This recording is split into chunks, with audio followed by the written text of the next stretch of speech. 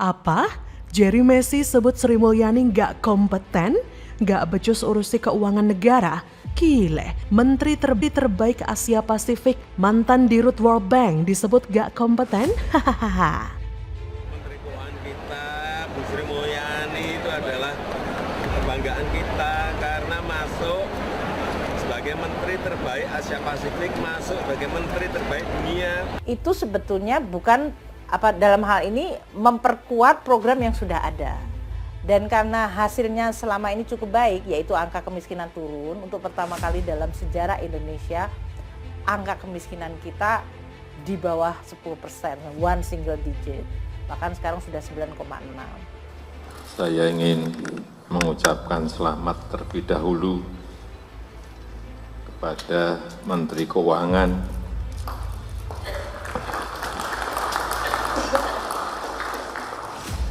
Ibu Sri Mulyani Indrawati, yang mendapatkan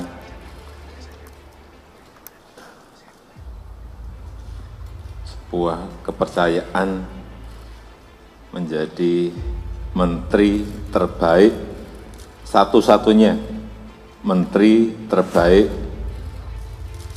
dunia. Kompetensi Menteri Keuangan Sri Mulyani Indrawati diragukan dalam mengelola kebijakan ekonomi fiskal negara. Alasannya karena dia meralat pernyataan sebelumnya, yaitu saat mengklaim Indonesia dalam kondisi baik-baik saja di tengah ancaman krisis global. Salah satu pihak yang meragukan kompetensi Sri Mulyani sebagai Menke adalah Direktur Political and Public Policy Studies P3ES, Jerry Messi. Jerry, yang merupakan doktor lulusan Global American University, teringat pada April lalu, Sri Mulyani menyebut kondisi ekonomi nasional masih bisa beranjak pulih di saat banyak negara lain mengalami resesi. Namun menurut Jerry, pada 14 Juli, Sri Mulyani menyatakan bahwa Indonesia terancam ikuti jejak Sri Lanka karena terancam resesi. Maka dari itu, Jerry menganggap Sri Mulyani tidak mampu mengelola kebijakan fiskal, khususnya soal anggaran pendapatan dan belanja negara yang memiliki defisit di atas 3%. Jerry juga menyebut bahwa Sri Mulyani juga tak mempunyai base competence and expert dalam dunia ekonomi moneter, makro, mikro, sampai dengan fiskal. Bahkan menurut Jerry, kalau Sri Mulyani cerdas dan cekatan, pastilah dia mampu meramal dan membaca sama seperti ramalan ekonom ternama Rizal Ramli pada tahun 98, di mana akan terjadi krisis ekonomi, dan itu terjadi. Apa yang diungkapkan oleh Direktur Political and Public Policy Studies P3ES Jerry Messi tak berdasar sama sekali ya. Mana mungkin seorang Sri Mulyani, Menteri terbaik Asia Pasifik dan juga incaran World Bank yang akhirnya direkrut jadi direktur, kok dibilang gak kompeten. Lalu membandingkan kemampuan Sri Mulyani dengan Menteri Pecatan Rizal Ramli. Menteri terbaik di dunia karena ngasih bunga 2% lebih mahal dari negara-negara tetangga.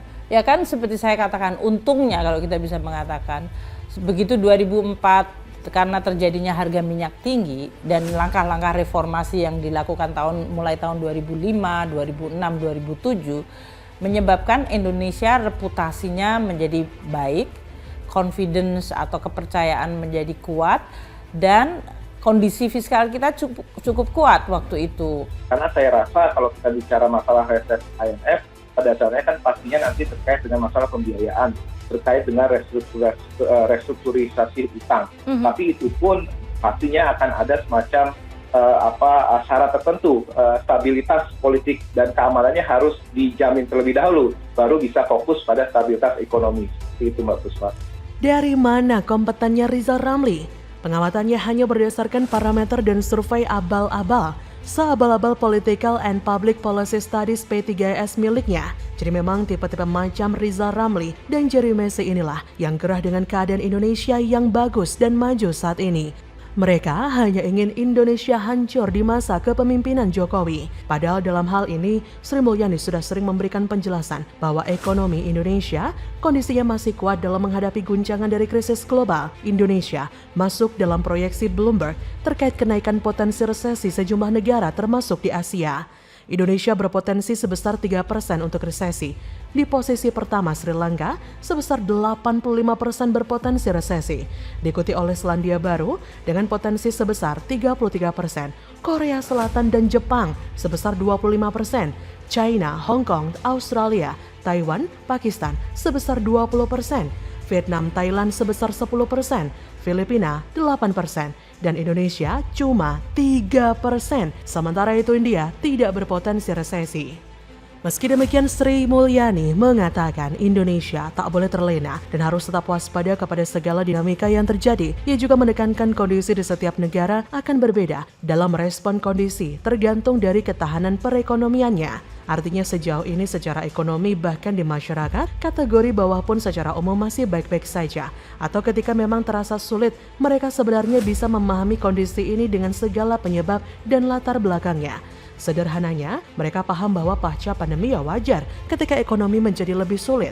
Indonesia bisa dikatakan kuat karena memang Indonesia dipimpin oleh Presiden Jokowi dan Menteri Keuangan terbaik yang bisa mengamati pola dan laju ekonomi global dengan cara baik, bukan dari parameter dan pengamatan abal-abal seperti ramalan Rizal Ramli. Jadi memang tak bisa disamakan dengan ketahanan ekonomi Sri Lanka yang nyatanya lebih buruk dari Indonesia. 3% kok dibanding 85%? Sehat, Pak? Bagaimana menurut Anda?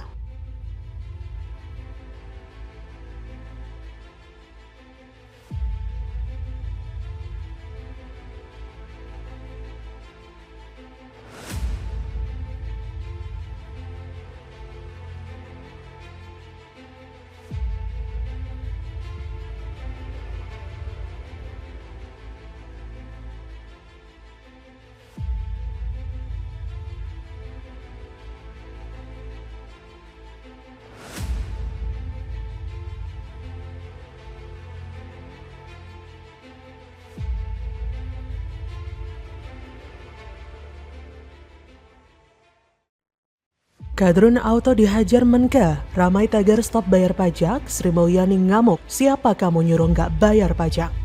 Jadi mereka yang menyampaikan hashtag nggak bayar pajak, ya berarti Anda nggak kepengen tinggal di Indonesia atau tidak kepengen lihat Indonesia bagus gitu aja. PPN itu kan kurang lebih berkontribusi sekitar 500-600 triliun per tahun ya Mbak. Sehingga kalau kita lihat, kalau tanpa growth dan sebagainya, kita lihat kalau pertumbuhan tarif pajak dari 10 ke 11% dengan baseline yang sama ya kan kemungkinan besar naik, rate-nya naik. Atau katakanlah kontribusinya akan naik sebesar 10% juga kurang lebih. Sehingga ya mungkin akan kita rasakan kontribusi sekitar tambahan di 40 sampai 50 triliun barangkali sampai dengan akhir tahun. Tapi nanti kita lihat lagi di kuartal kedua. Itu sebetulnya bukan dalam hal ini memperkuat program yang sudah ada. Dan karena hasilnya selama ini cukup baik, yaitu angka kemiskinan turun. Untuk pertama kali dalam sejarah Indonesia, angka kemiskinan kita di bawah 10%, one single digit. Seperti dilansir dari laman terkini ID, media sosial dalam beberapa waktu terakhir diramaikan dengan hashtag stop bayar pajak. Tak jelas pemicunya, namun ada ribuan kicauan muncul mengenai hal tersebut. Menyoroti persoalan tersebut, Menteri Keuangan Sri Mulyani mengatakan orang yang menyuarakan tagar stop bayar pajak berarti tidak ingin melihat Indonesia maju. Kata Sri Mulyani dengan nada kesal seperti dikutip dari Kumparan Selasa 19 Juli. Kalau ada hashtag nggak bayar pajak ya berarti Anda nggak kepengen tinggal di Indonesia, nggak ingin lihat Indonesia bagus. Bendahara negara tersebut menjelaskan pajak merupakan bantalan untuk masyarakat miskin supaya mendapatkan pendidikan dan kesehatan yang layak. Tak hanya itu, melalui pajak, banyak masyarakat yang mendapatkan subsidi LPG hingga listrik. Dari subsidi LPG 3 kilo yang diberikan pemerintah, usaha kecil seperti makanan dan minuman bisa terbantu. Bahkan hingga jalan raya di Indonesia juga dibangun dengan bantuan pajak. Sementara semua fasilitas itu dinikmati bersama, Sri Mulyani mengucapkan terima kasih kepada masyarakat yang sudah membalas cuitan tersebut serta memberikan penjelasan. Kata Sri Mulyani, pajak juga yang Anda nikmati, minum teh, nasi goreng dimasaknya pakai LPG.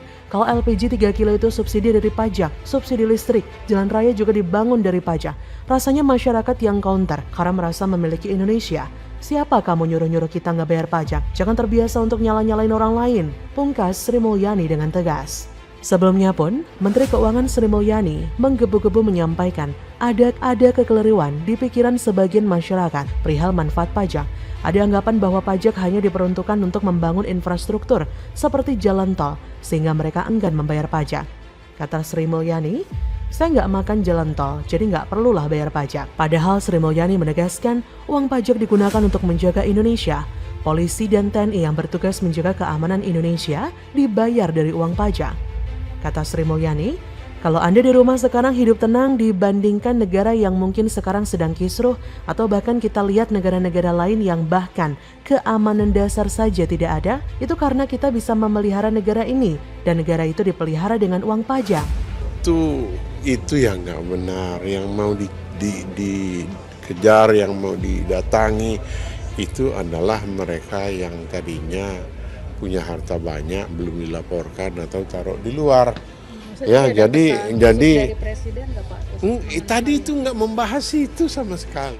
Nah sekarang di kita seolah-olah rakyat wajib bayar pajak. Memang setiap warga negara itu adalah wajib pajak, tetapi tidak wajib bayar pajak. Karena pajak itu bukan soal kewajiban, tapi kemampuan membayar. Yang itu tidak dipungut, itu aja, clear, very clear di situ. Namun kalau kita ngomongin sembako tuh katakanlah beras.